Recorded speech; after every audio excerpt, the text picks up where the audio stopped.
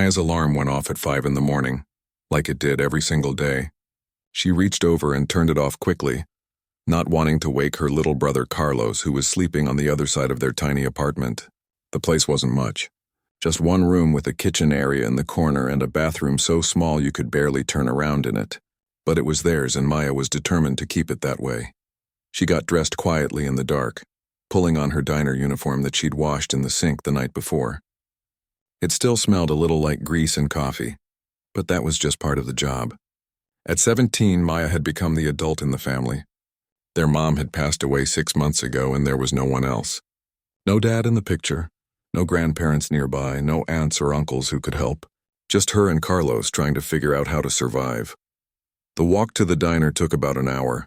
Maya could have taken the bus, but that would cost money they didn't have. Every dollar mattered now. Rent was due in a week, and she was still short.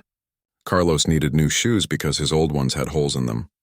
And the electricity bill was sitting on their tiny table, getting more overdue by the day.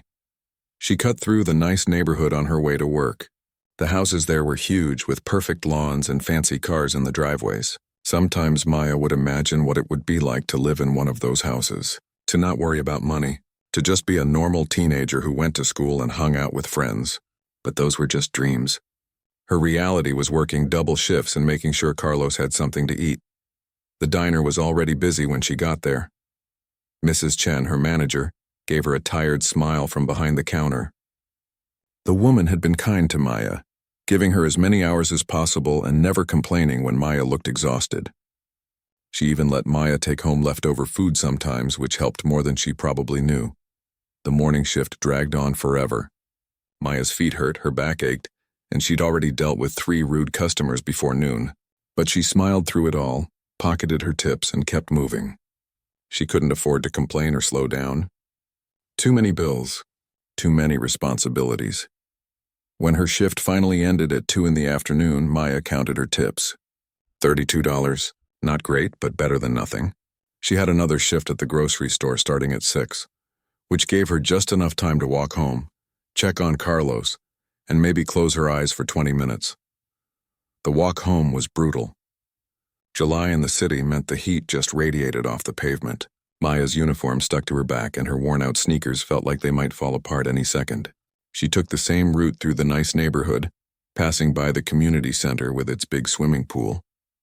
Families were out enjoying their Saturday, kids laughing and splashing while parents relaxed on lounge chairs.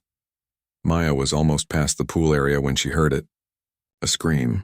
Not a playful scream or a kid having fun. This was different. This was terror. She stopped and looked toward the pool. A woman was standing at the edge, screaming and pointing at the water. Other people were frozen, just staring.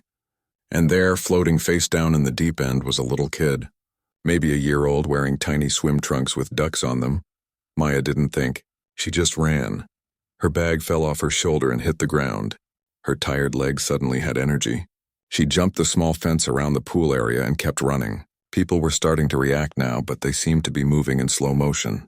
The mother was crying, reaching toward the water, but too scared to jump in. A lifeguard was coming from the other side, but he was too far away. Maya hit the water still fully dressed. Her shoes, her uniform, everything. The water was cold compared to the hot air, and it shocked her system. But she swam harder than she'd ever swam in her life, toward that little body floating in the water. When she reached him, she grabbed him and flipped him over. His lips were blue. His eyes were closed.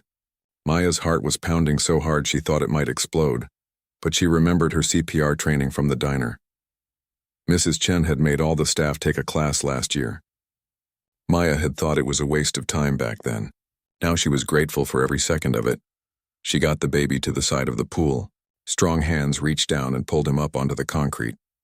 Maya hoisted herself out, water pouring off her clothes, and immediately started chest compressions. 30 compressions, then 2 breaths. The mother was sobbing beside her. Someone was calling for an ambulance. The lifeguard was there now too, asking if she needed help. Maya kept going. 30 compressions. 2 breaths. Come on, kid, come on. 30 compressions. 2 breaths, please, and then he coughed. Water came up and he coughed again. And then he was crying, the most beautiful sound Maya had ever heard. The mother grabbed her baby, holding him close, tears streaming down her face. Other people were clapping and talking all at once. The lifeguard was thanking Maya. Someone wrapped a towel around her shoulders. But everything felt distant and fuzzy, like Maya was watching it happen to someone else. Paramedics arrived and took over. They checked the baby carefully, asked the mother questions, and said they needed to take him to the hospital just to be safe. The little boy was crying hard now, which the paramedics said was actually a good sign. It meant his lungs were working. The mother turned to Maya, still crying. She tried to say thank you, tried to ask Maya's name, but she could barely get the words out. Maya just nodded and squeezed her hand. She picked up her soaked bag from where she'd dropped it and started walking away. People tried to stop her, asking if she was okay, if she needed anything. But Maya needed to get home. She needed to change into dry clothes. She still had her evening shift at the grocery store, and she couldn't afford to miss it. The bills didn't care that she'd just saved a life. The rent didn't care that she was cold and shaking.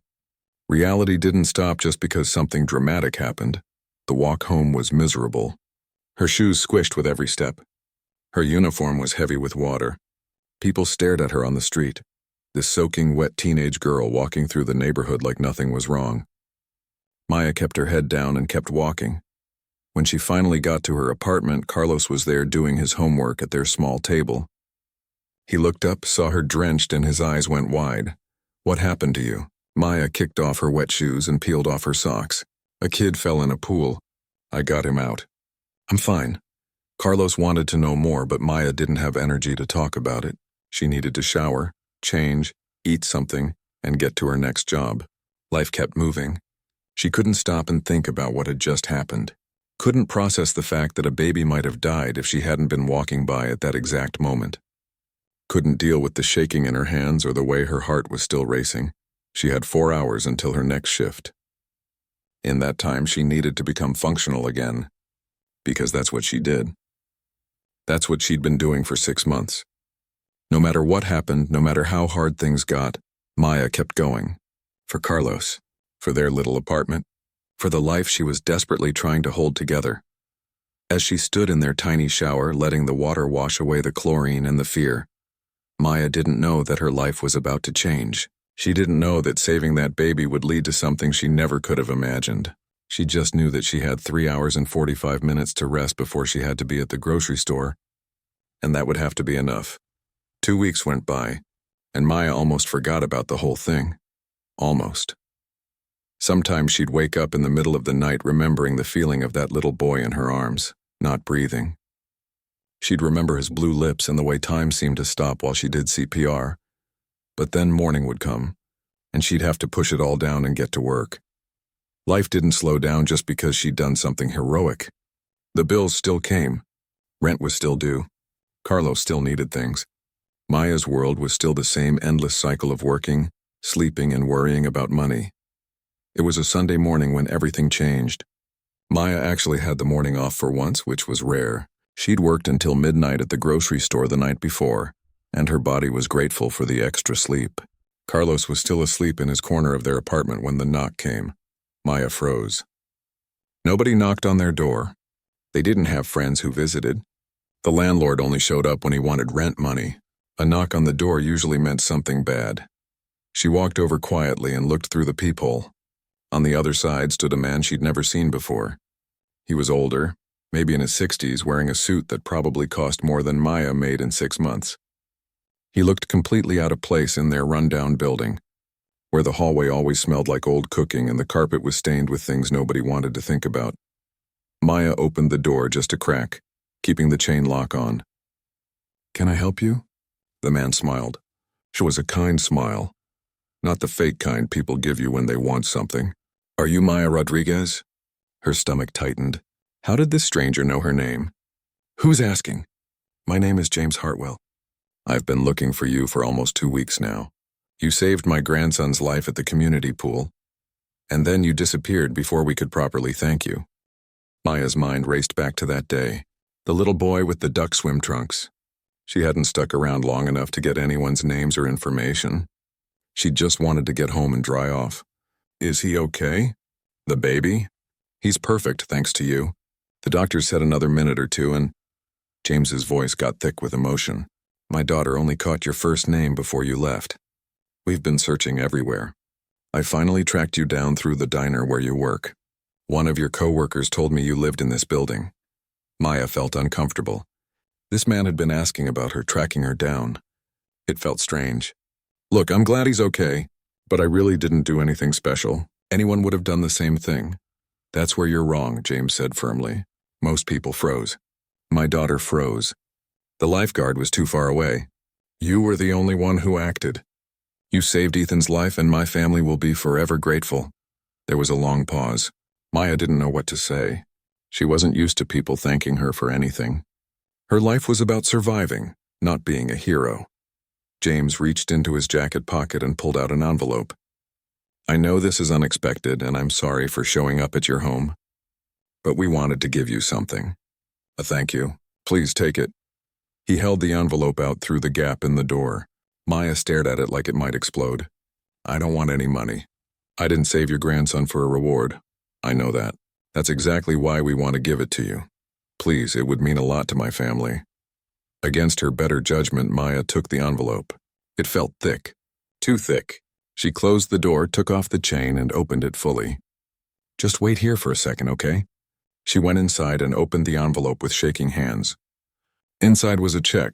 Maya had to count the zeros twice because her brain couldn't process what she was seeing. $50,000. Her legs went weak.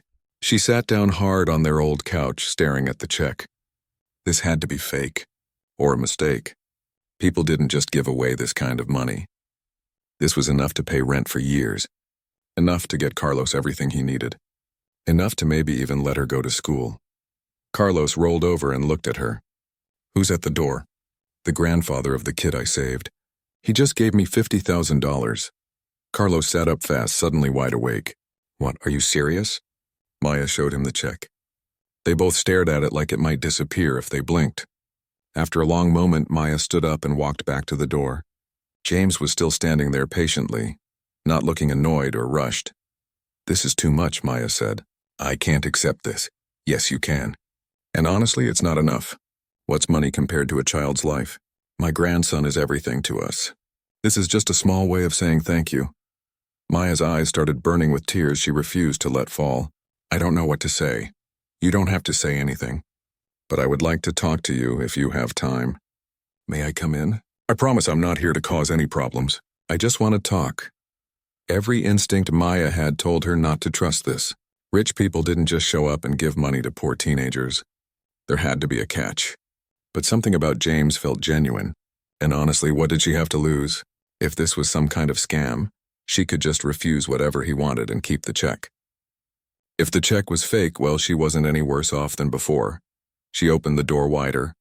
Okay, but my little brother is here, and this place is kind of a mess. I've seen worse, James said kindly, stepping inside.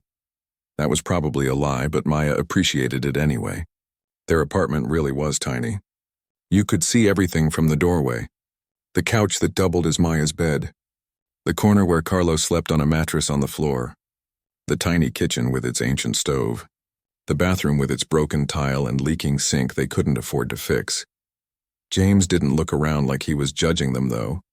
He just sat down when Maya gestured to the couch and smiled at Carlos, who was staring at him with wide eyes. You must be Carlos. Your sister talks about you at the diner. She's very proud of you. Carlos looked at Maya in surprise. She shrugged. She might have mentioned him once or twice to Mrs. Chen. Maybe more than that. James folded his hands in his lap. I want to tell you a bit about myself. I came to this country 40 years ago with nothing. No money, no connections, barely spoke the language. I worked whatever jobs I could find. Construction, washing dishes, cleaning offices at night. Anything to survive and send money back to my family? Maya listened, not sure where this was going. Eventually, I saved enough to start a small business. It grew into a bigger business, and now I'm what people call successful. I own a real estate development company. I have money, investments, all of that. But I never forgot what it was like to struggle, to not know if you could make rent, to choose between eating and paying bills. He looked at Maya directly. When I saw what you did for my grandson, still in your work uniform, exhausted from your shift, and then you just walked away like it was nothing, it reminded me of who I used to be. You didn't save him thinking about rewards. You did it because it was right. And then you went right back to your life, your responsibilities. That takes character. Maya felt uncomfortable with the praise. I just did what anyone would do. No, you did what you could do because you knew how. Most people panic. You acted, and I've spent the last 2 weeks thinking about how I could help you the way people helped me when I was young. There was a teacher who paid for my English classes, a boss who gave me extra shifts, a neighbor who watched my kids for free so my wife could work. Those people changed my life. He paused and Maya could tell something big was coming. I want to pay for your education, all of it. Whatever college you can get into, I'll cover tuition, books, housing, everything. I'll also set up a trust fund for Carlos's education when he's ready. And I'll make sure you both have enough to live on, so you can focus on school instead of working 3 jobs. The room went completely silent. Maya couldn't breathe. This wasn't real. Things like this didn't happen to people like her. Carlos found his voice first. Are you serious? Completely serious. I've already spoken with my lawyers about setting everything up. It would all be legal, documented, protected. You wouldn't be depending on my goodwill or promises. It would be yours in writing, permanent. Maya's mind was spinning. Why would you do this? You don't even know me. I know enough. You're 17 years old, working multiple jobs to take care of your brother. You dropped out of school to support your family. You saved my grandson without thinking about yourself. That tells me everything I need to know about who you are. But what do you want in return? Maya asked. There had to be a catch. Nobody gave away this kind of money for nothing. James smiled. I want you to promise that someday when you're able, you'll help someone else the way I'm helping you. That's it. That's the only thing I ask. Pay it forward when you can. Maya felt tears running down her face now and she couldn't stop them. This was too much, too good. It couldn't be real. I know this is overwhelming, James said gently. I'm not asking for an answer right now. Take time to think about it. Talk to your brother. Research me if you want. Make sure I'm legitimate. Here's my card. Call me when you're ready to talk more. He stood up, placed a business card on their little table and walked to the door. Before leaving, he turned back. One more thing. That check is yours no matter what you decide about the education offer. You earned it. Use it however you need to. And then he was gone, leaving Maya and Carlos staring at each other in their tiny apartment, holding a check that could change everything and an offer that seemed too impossible to be true. For 3 days after James left, Maya carried his business card in her pocket like it was going to disappear if she didn't keep touching it. The check was hidden under her mattress, still not cashed. She was terrified to take it to the bank. What if it bounced? What if this was all some kind of elaborate prank? What if she deposited it and then somehow ended up in trouble? Carlos thought she was being ridiculous. Just cash the check already. We need the money. He was right, but Maya couldn't shake the feeling that accepting the money meant accepting everything that came with it. And the education offer, the trust fund, all of it felt too big, too life-changing, too good to be real.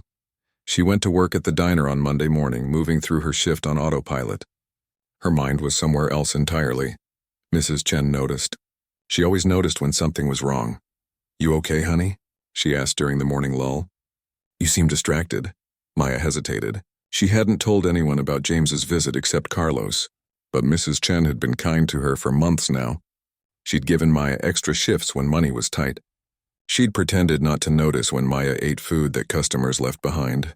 She'd even given Maya an advance on her paycheck once without making her feel bad about it. So Maya told her everything. About James showing up. About the check. About the offer to pay for college. All of it came pouring out while Mrs. Chen listened, her eyes getting wider and wider. When Maya finished, Mrs. Chen was quiet for a long moment. Then she pulled out her phone and started typing. What are you doing? Maya asked. Looking up this James Hartwell guy. If he's who he says he is, there should be information about him online. She found him immediately. James Hartwell, CEO of Hartwell Development Corporation. There were articles about his business, photos of him at charity events, interviews where he talked about his immigrant experience. Everything he'd told Maya checked out. He was exactly who he claimed to be. This is real, Mrs. Chen said, showing Maya her phone. This man is legitimate. Very successful, very wealthy. And look at this, he's known for philanthropy. He's donated to scholarship funds before. Maya stared at the phone, seeing proof that James was real. It didn't make the situation feel any less surreal. You know what I think? Mrs. Chen said. I think you should call him. At least talk more about what this would mean. What do you have to lose by having a conversation? My independence, Maya said quietly. If I accept his help, I'll owe him. I'll be dependent on him. What if he changes his mind? What if there are rules I don't know about yet? Mrs. Chen's expression softened. Honey, asking for help doesn't make you weak. Accepting help doesn't mean you're giving up control. Sometimes the bravest thing you can do is let someone help you. Those words stuck with Maya for the rest of her shift. She'd been on her own for so long, taking care of herself and Carlos. The idea of letting someone else take care of them felt foreign and scary. That night, she pulled out the business card and stared at the number. Her hands shook as she dialed. James answered on the second ring. Maya, I'm so glad you called. I want to talk more about your offer, but I have questions. A lot of questions, of course. Would you like to meet somewhere? Maybe for coffee?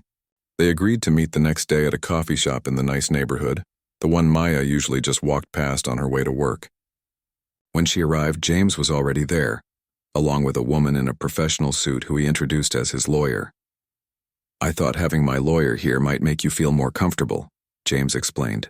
She can answer the legal questions better than I can, and I want you to understand exactly what I'm offering. The lawyer, Ms. Patterson, was young and friendly. She opened a folder and pulled out several documents. Everything Mr. Hartwell has proposed would be set up through an educational trust, she explained. The money would be managed by an independent trustee, not by Mr. Hartwell directly. You would have full control over your educational choices. Any accredited college or university, any major you want to pursue. The trust would pay tuition, housing, books, and provide a monthly living stipend. What if I drop out? Maya asked. What if I fail a class? The trust has reasonable academic requirements. You need to maintain at least a C average. If you struggle with a class, the trust can pay for tutoring. If you need to take a semester off for health or family reasons, that's allowed. The goal is to support you, not trap you. Maya listened as Ms. Patterson walked through every detail. There really weren't any hidden catches.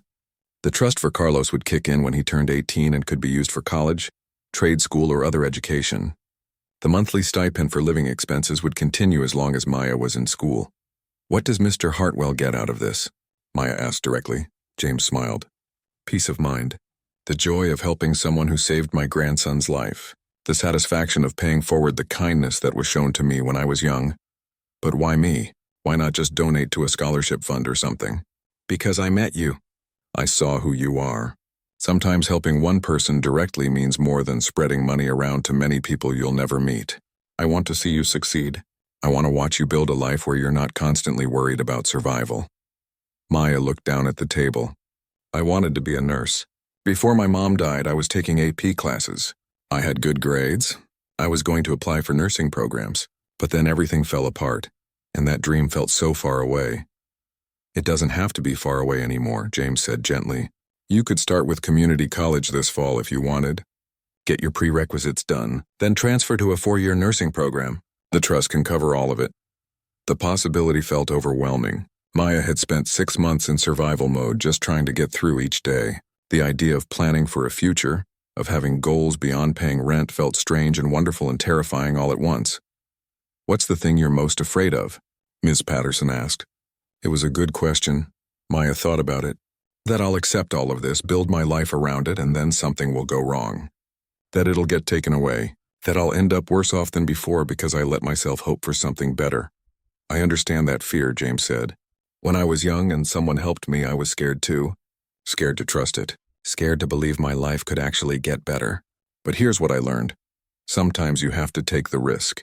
Sometimes you have to accept that good things can happen, even when you're used to things being hard. He slid a document across the table. This is a contract. It outlines everything we've discussed. Take it home. Read it carefully. Show it to someone you trust. You can even hire your own lawyer to review it if you want, and I'll pay for that. I'm not trying to rush you. I just want you to have all the information. Maya took the document. It was thick, full of legal language she didn't fully understand, but the basic points were clear. James was offering her a chance at the life she'd thought was lost forever. Carlos was waiting when she got home, practically bouncing with anxiety. Well, what did he say? What did the lawyer say? Maya put the contract on the table and sat down hard. It's real, all of it. He really wants to pay for my college. Set you up for your future. No weird strings attached. So what's the problem? Why do you look so stressed? Because what if I'm not good enough? What if I get to college and I can't handle it? I've been out of school for 6 months. I'm working all the time. I'm tired constantly. What if I fail? Carlos sat next to her. Her little brother, who she'd been taking care of all this time, looked at her with more maturity than she expected. You saved a kid's life. You've kept us fed and housed for 6 months on your own. You work like 3 jobs and never complain. And you think college is going to be harder than what you've already done? Maya felt tears in her eyes. I'm scared, I know. But I'm also scared of watching you work yourself into the ground for the rest of your life. I'm scared of you giving up on your dreams because of me. Mom wouldn't want that. You know she wouldn't. He was right. Their mom had always pushed Maya to do well in school. Had always talked about Maya becoming a nurse, helping people, making a difference. She would hate knowing that Maya had given up on that dream. For the next 2 days, Maya read the contract over and over. She showed it to Mrs. Chen, who read it carefully and said it looked legitimate. She even called a legal aid office and asked if someone could review it. A lawyer there looked it over and confirmed that everything was straightforward and fair. Everyone was telling her the same thing. This was real. This was an incredible opportunity. She should take it. But the voice in Maya's head, the one that had learned not to trust good things, kept whispering doubts. What if James changed his mind? What if she wasn't smart enough? What if she failed and let everyone down? On the 3rd night, she couldn't sleep. She got up and looked at Carlos sleeping in his corner. He was growing so fast. His pants were getting too short. His shoes had holes. He needed things she couldn't afford to give him. And he never complained. Just like her, he'd learned to make do with less. Maya thought about James's words, about paying it forward, about accepting help so that one day she could help others. She thought about her mom, who'd worked 2 jobs but had always made time to help neighbors, to volunteer at Carlos's school, to give what she could even when they didn't have much. And she thought about that little boy at the pool. Ethan. She'd saved his life without thinking about it, without expecting anything in return. She'd done it because it was right. Because when you see someone who needs help, you help them. Maybe accepting help was the same thing. Maybe letting James do this wasn't weakness or giving up her independence. Maybe it was just letting the circle of kindness continue. She picked up her phone and texted James before she could change her mind. I want to accept your offer. When can we make it official? His response came 3 minutes later. Tomorrow. Come to my office at 10. Bring Carlos. Let's change your life. Maya set down her phone and took a deep breath. She'd been surviving for 6 months. Tomorrow she was going to start living again. It was terrifying. But for the first time since her mom died, Maya felt something she'd almost forgotten. Hope. The building where James's company was located looked like something from a movie. All glass and steel, with a lobby that had marble floors and a fountain. Maya and Carlos stood outside for a full minute, just staring up at it. This is where he works? Carlos whispered. Maya nodded, feeling completely out of place in her cleanest pair of jeans and a shirt she'd ironed twice that morning. I guess so. Come on. The security guard at the front desk looked at them for a long second when Maya said they were there to see James Hartwell. She could see the judgment in his eyes, like he was trying to figure out what 2 kids from the poor side of town were doing here. But he made a phone call, and a minute later his whole attitude changed. Mr. Hartwell is expecting you. Take the elevator to the 15th floor. Someone will meet you there. The elevator was the fanciest one Maya had ever been in, with mirrors and soft music. Carlos kept looking around with wide eyes. When the doors opened on the 15th floor, a friendly receptionist greeted them immediately. You must be Maya and Carlos. Mr. Hartwell is waiting in the conference room. Right this way.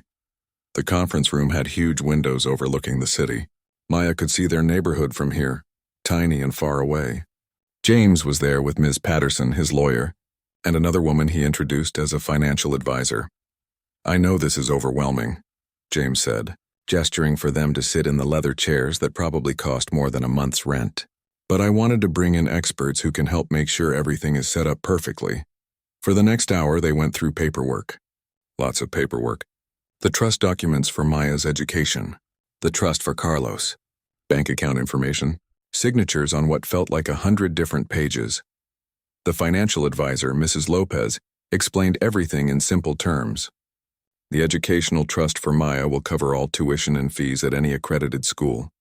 You'll get a debit card connected to an account that has your monthly living expenses. That's $1,500 a month for housing, food, transportation, and personal needs. It's not a fortune, but it should cover the basics while you're in school. $1,500 a month. Maya almost laughed. That was more than she made working all her jobs combined. For Carlos, Mrs. Lopez continued, the trust is set up as a locked account that he can't access until he turns 18. It will have enough to cover 4 years of college plus living expenses. If he chooses not to go to college, the money can be used for trade school, certification programs, or even to start a business. The goal is to give him options. Carlos looked stunned. Maya squeezed his hand under the table. James pulled out another envelope. This is the check I gave you. Have you cashed it yet? Maya shook her head.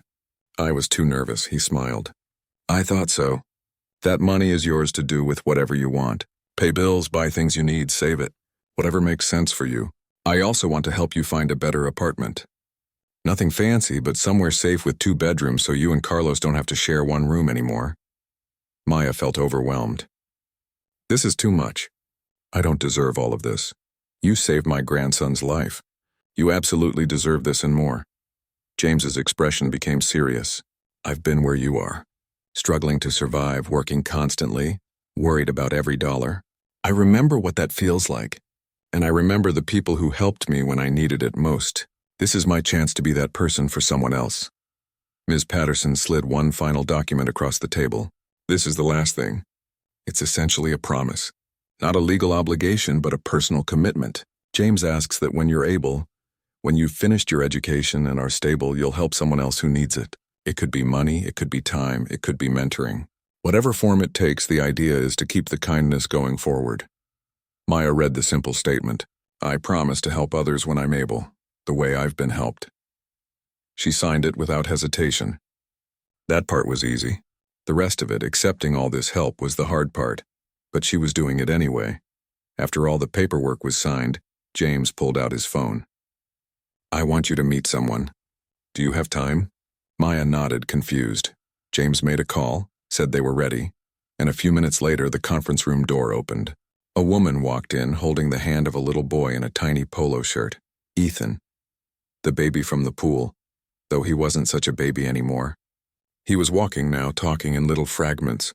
When he saw the room full of people, he hid behind his mother's leg shyly. Maya, this is my daughter Rachel. And you remember Ethan? Rachel's eyes filled with tears the moment she saw Maya.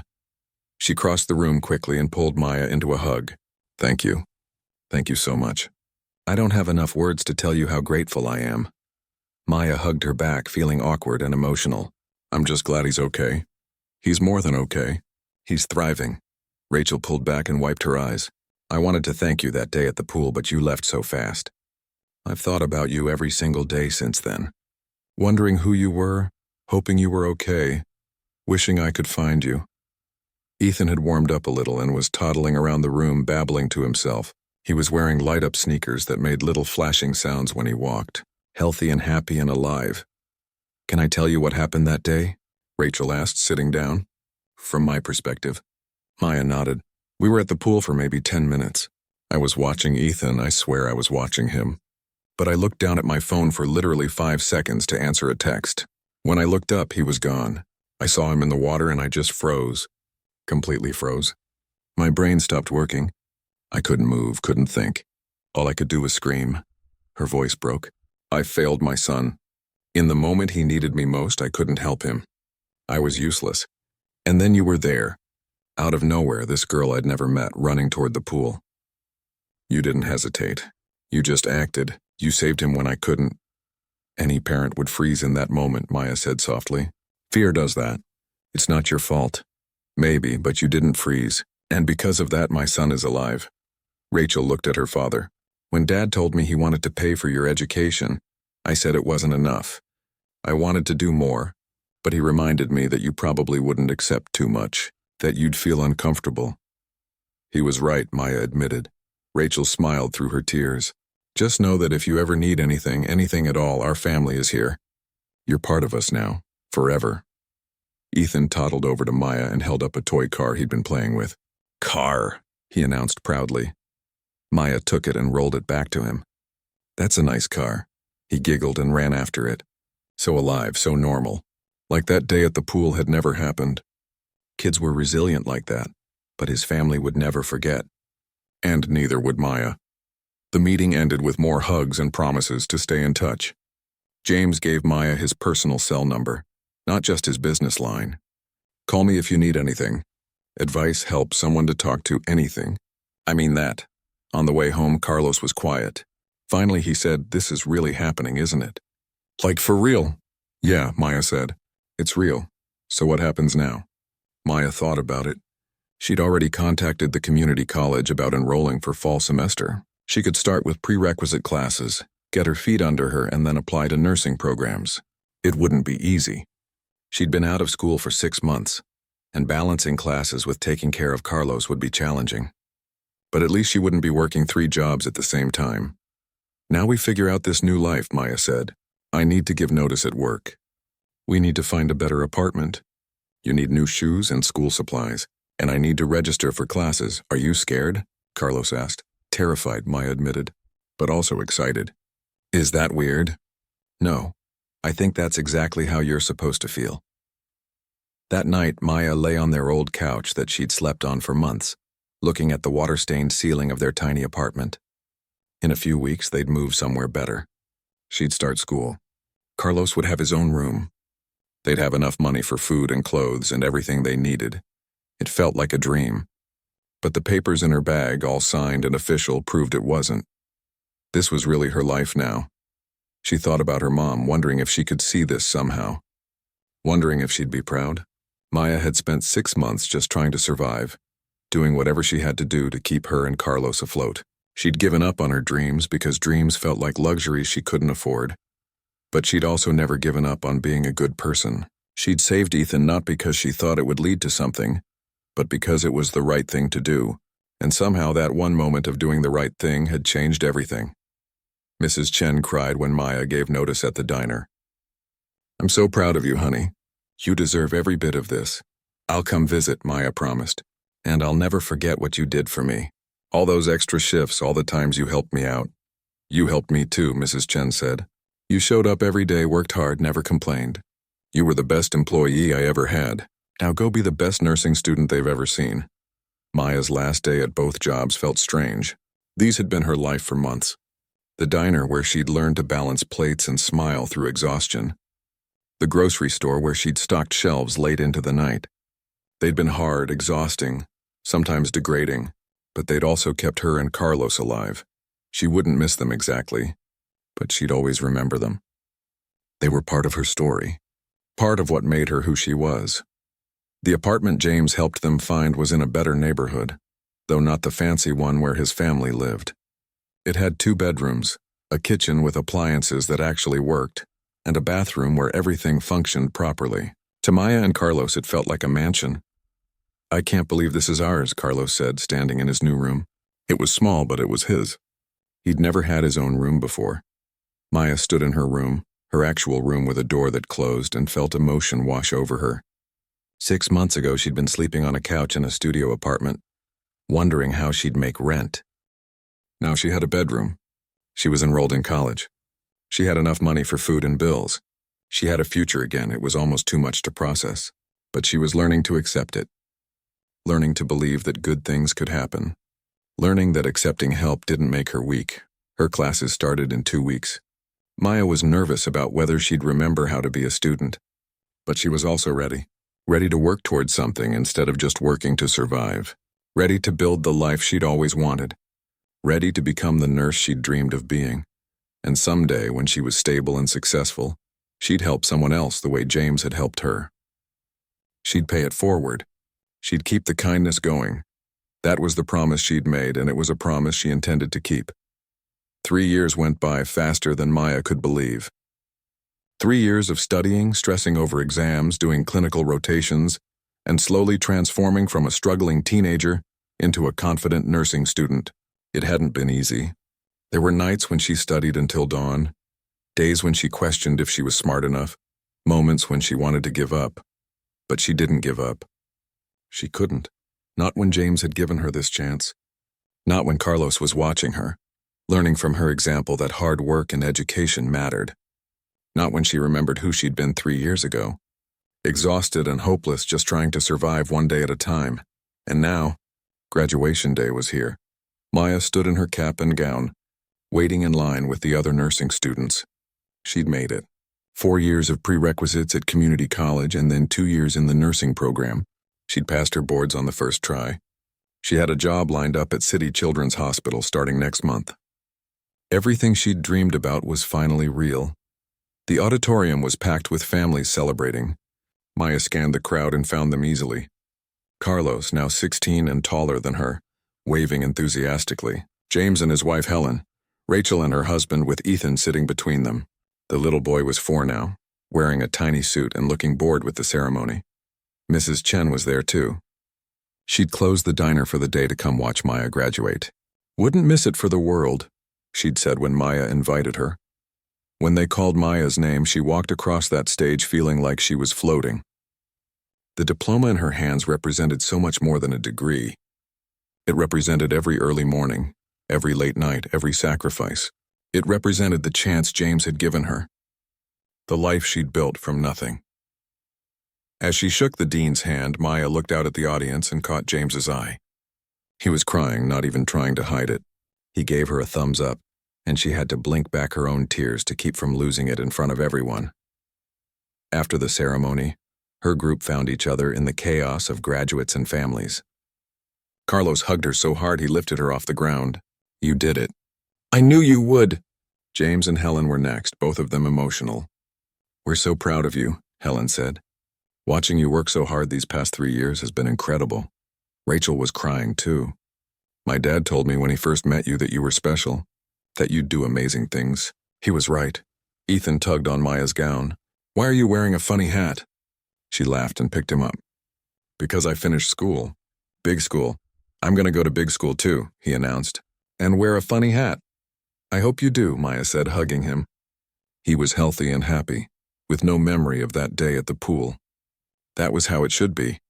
They all went to dinner together at a nice restaurant, the kind of place Maya used to walk past and never imagined she'd eat at. Over pasta and laughter, James raised his glass for a toast. To Maya, who came into our lives as a hero and has become family. We've watched you grow into an incredible young woman. Your mother would be so proud of you. Maya's eyes burned. She wished her mom could be here to see this. But in a way, maybe she was. Maybe she'd somehow guided that moment at the pool, putting Maya in the right place at the right time to save Ethan. Maybe this was all part of a bigger plan. "I couldn't have done this without all of you," Maya said. "James, you gave me a chance when I had nothing. You believed in me when I didn't believe in myself. I'll spend the rest of my life trying to deserve that faith." "You already deserve it," James said firmly. "Everything you've accomplished is because of your hard work and determination. I just opened the door. You walked through it." A week later, Maya started her job at City Children's Hospital. She'd chosen pediatrics specifically because of Ethan. That moment at the pool had shown her that working with kids was her calling. She wanted to be there for families in their scariest moments, the way she'd been there for Rachel that day. The hospital was overwhelming at first. So much to learn. So many procedures to memorize. So many sick children who broke her heart every single day. But Maya was good at her job. She was patient and kind, and kids seemed to trust her. Parents appreciated her calm presence in crisis situations. 6 months into her job, Maya was working a night shift when a mother rushed into the ER carrying a little girl who'd had a severe allergic reaction. The child wasn't breathing properly. Her face was swelling, and the mother was panicking so badly she could barely speak. Maya immediately called for the doctor while starting to assess the child. She kept her voice calm and steady as she worked, talking to both the little girl and her mother. "We've got her. You did the right thing bringing her here. We're going to take care of her." The doctor administered epinephrine, and slowly the child started breathing better.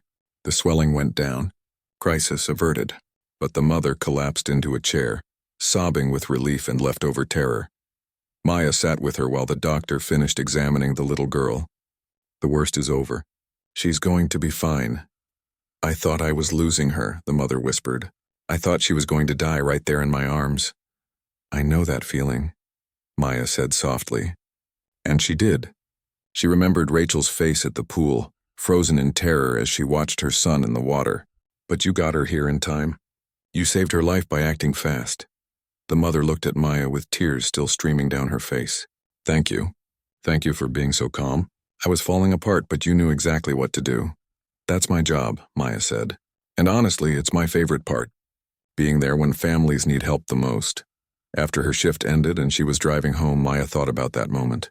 About how far she'd come from the scared 17-year-old working 3 jobs and barely surviving. She was making a real difference now. Helping people. Saving lives. Becoming exactly who she'd always wanted to be. But James's words from 3 years ago kept echoing in her mind. Pay it forward. Help someone else when you're able. Maya was stable now. She had a good job with a decent salary.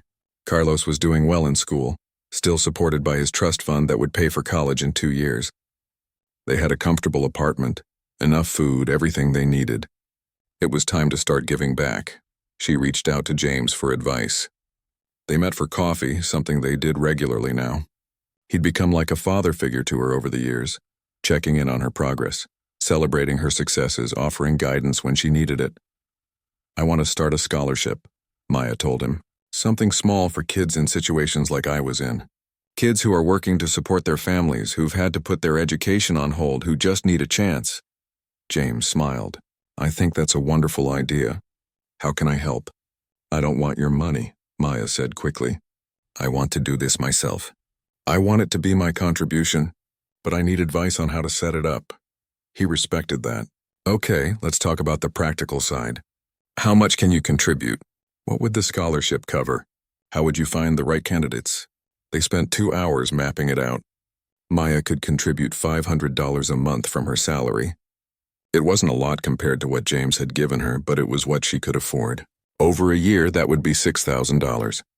Enough to make a real difference for one student. Maybe cover their community college tuition for a year, or help with living expenses while they studied. James connected her with his lawyer to help set up the legal structure. Within a month, the Maya Rodriguez Hope Scholarship was official. A small fund, but it was hers, built from her own hard work and paycheck. It felt meaningful in a way that accepting James's money never quite had. Finding the first recipient was harder than she expected. Maya wanted to find someone who really needed it. Someone like she'd been. She reached out to her old high school, to community colleges, to social workers. Finally, she found the perfect candidate. His name was David, 18 years old, working full-time at a warehouse to support his disabled father. He'd graduated high school with good grades but couldn't afford college. He wanted to study engineering but had given up on that dream because survival came first. Maya met him at a coffee shop, the same one where she'd met with James 3 years ago. David was nervous, not sure why this nurse wanted to talk to him. I heard about your situation, Maya said. About how you're working to take care of your dad. About how you had to put off college. David nodded. Yeah, it's just how life is sometimes, you know. You do what you have to do.